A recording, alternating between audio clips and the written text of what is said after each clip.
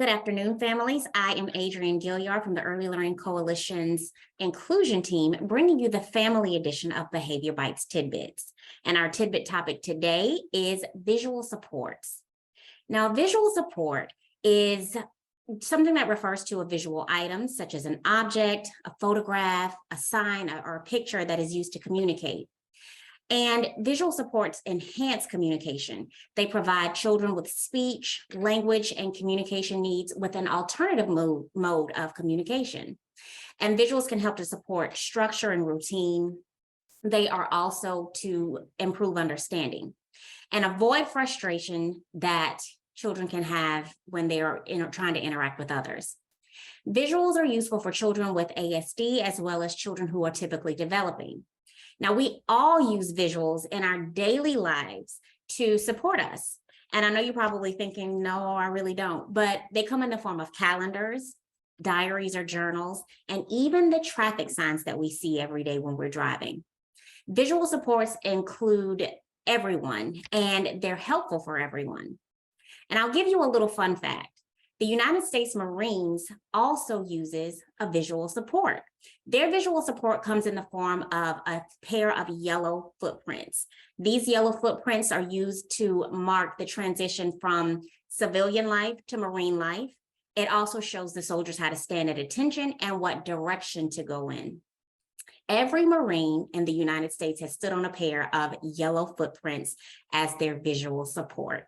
Now, if this visual support can help adults at the highest echelon, what do you think it can do for our children? You can use visual supports at home in so many different ways, but in order for them to be effective, you have to think of the needs of your child. For example, if your child has difficulties with sequencing and following directions, you can use a visual support to help that. So you can use, say your directive is, brush your teeth, put on your pajamas, and choose a bedtime story. You can use a picture of a toothbrush, a picture of a pair of PJs, and a picture of a book. And as your child moves through the steps and completes each of these tasks, they can turn it over. And when they turn it over, it gives them independence in knowing, okay, I've completed this step, let's move on to the next one. For example, you can also have a child that may have difficulties with transitions from moving from one task to another task or one activity to another activity. And you can use a visual task with a first then statement. You can say first, you can eat your dinner, and then you can play with Legos. So you use the statement with a picture of maybe a plate of food, and then a picture of a Lego or a toy, whatever their preferred item is. And you will always prepare what they have to do with what they need to do.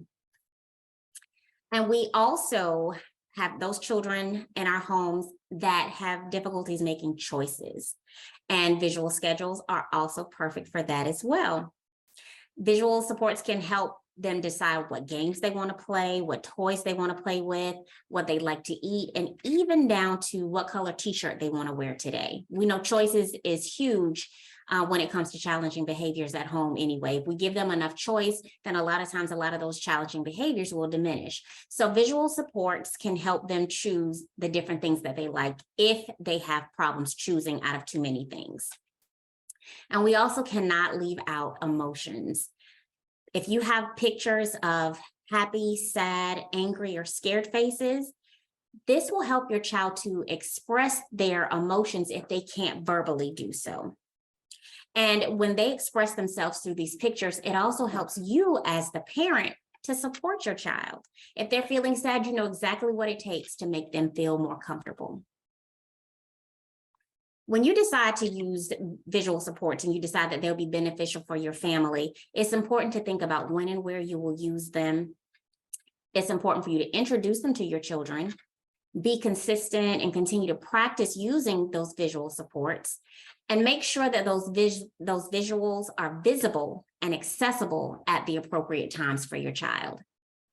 So I hope you consider using visual supports in your home with your children. And if you're still having challenges with directives or anything like that, you can always reach out to Debbie Kay on our warm line, and the number is 954-295-0672. Have a wonderful day, and I'll see you back here next time.